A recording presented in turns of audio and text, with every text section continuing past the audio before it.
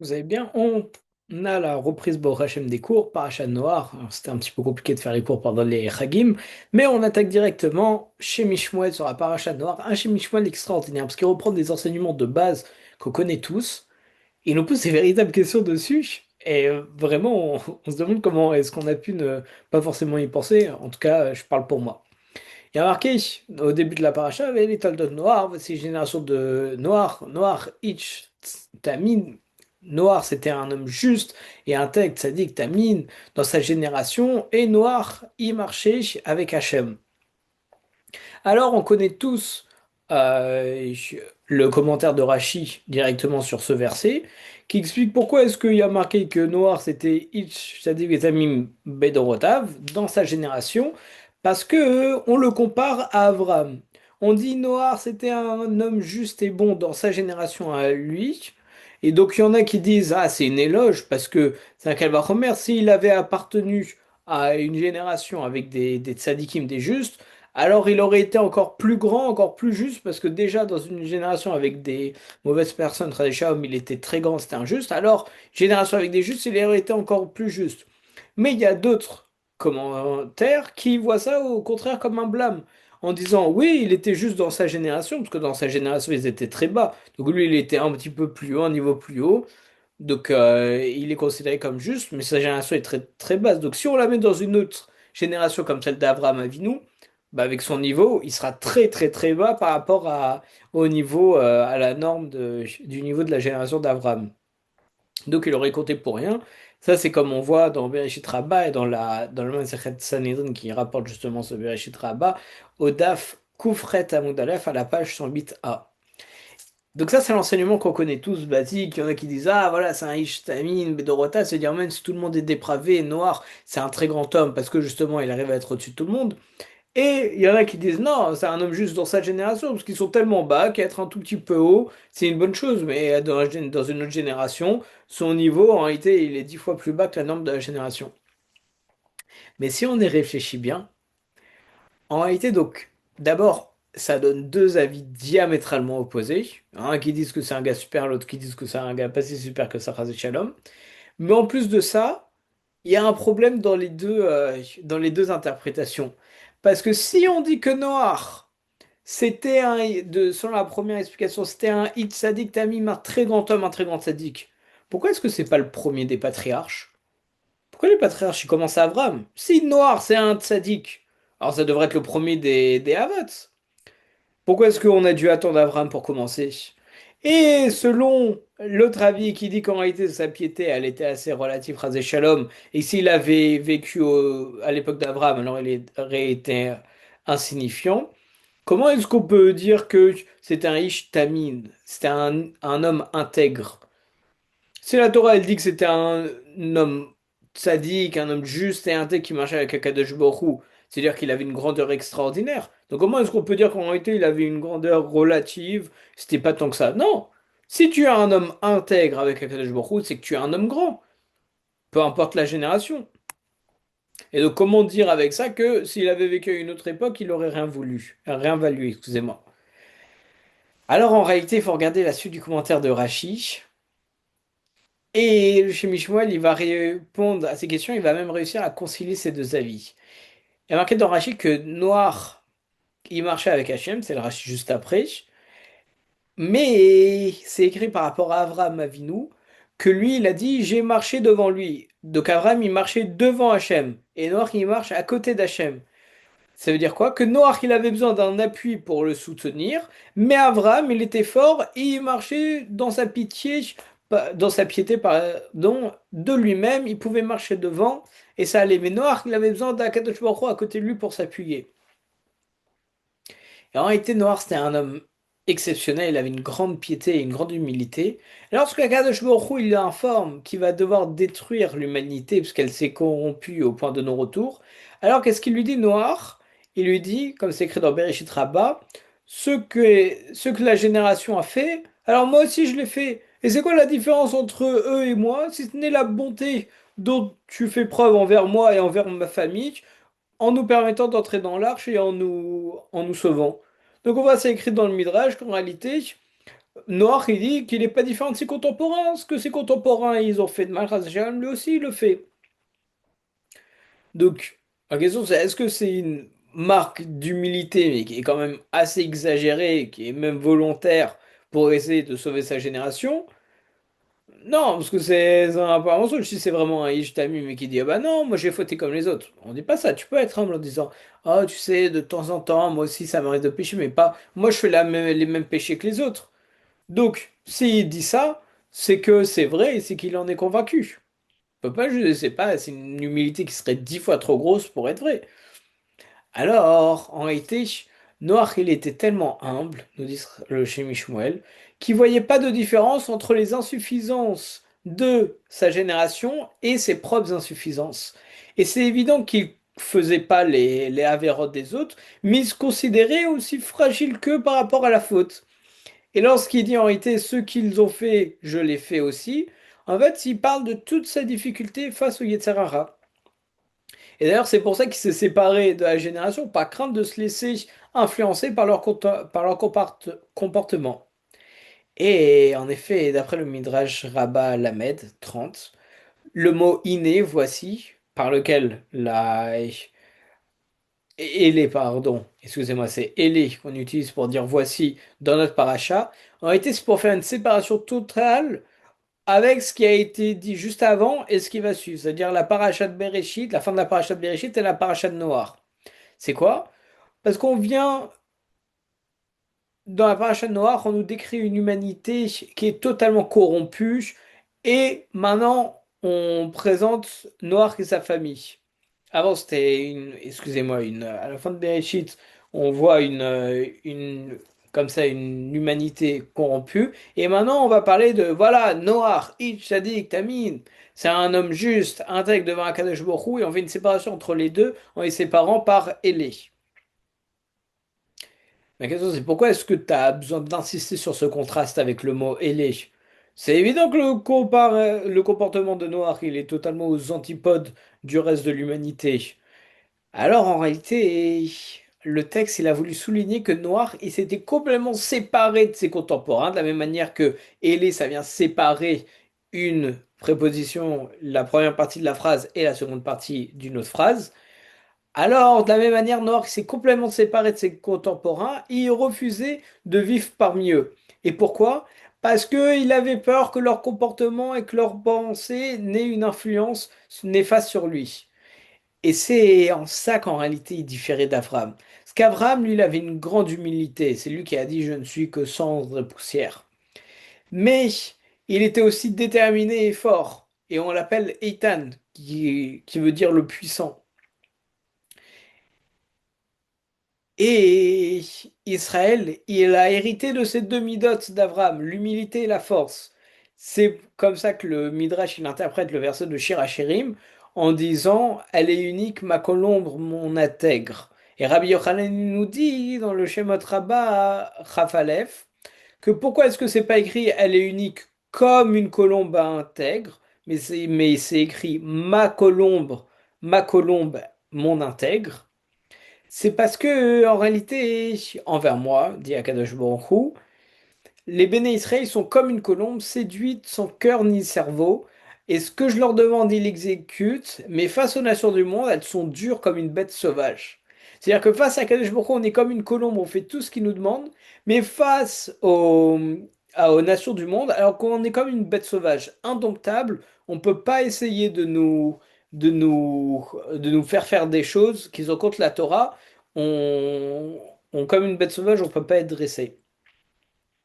Et c'est là où réside la force d'Abraham. Parce qu'il pouvait vivre au sein du mal avec ses contemporains sans jamais en être influencé. On dit qu'il marchait devant Akadosh Baruch Hu, alors que Noir, lui, marchait avec Akadosh Baruch Hu, parce qu'il avait besoin d'un appui, d'une aide pour se protéger des mauvaises influences. Et Noir s'était éloigné du monde qui était corrompu, alors qu'Abraham, lui, ce qu'il voulait, c'est ramener ce monde vers Akadosh Baruch Hu, et il n'a jamais eu peur pour ça de se confronter au monde hostile pour affirmer sa foi en Akadosh Baruch Hu. D'ailleurs, ça explique en même temps très rapidement une petite parenthèse un Zohar qui nous dit que Noir, s'il descend, il ne remonte pas, mais Avram, s'il descend, il se remonte. Parce que justement, Noach, il a besoin de cet appui. Et s'il descend trop et qu'il a plus de cet appui, c'est fini Khadija. Mais Abraham, son but, c'est de prendre les gens chez lui, de ramener les gens à la Torah, de faire, c'est le premier qui a été monothéiste, donc qui voulait ramener tout le monde à la Torah, etc., etc. Lui, il se confrontait au monde pour ramener les personnes. Mais Noach, non, il se coupait du monde parce qu'il n'avait pas la force de se confronter aux personnes.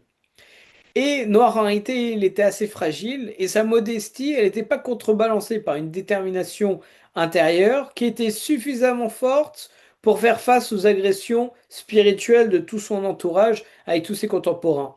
C'est un peu comme Yahushua. On se rappelle que Moshe Rabbeinu, il a changé le mot de Yoshua en Yehoshua avant de l'envoyer pour explorer la terre d'Israël avec les autres princes. Pourquoi? Parce que, il a changé de Hoshea à Yehoshua pour le changer son nom en lui disant celui qui sera sauvé. Sauvé de quoi? Sauvé des mauvais conseils des explorateurs, comme nous dit Rachid sur place, pour pas qu'il se fasse influencer.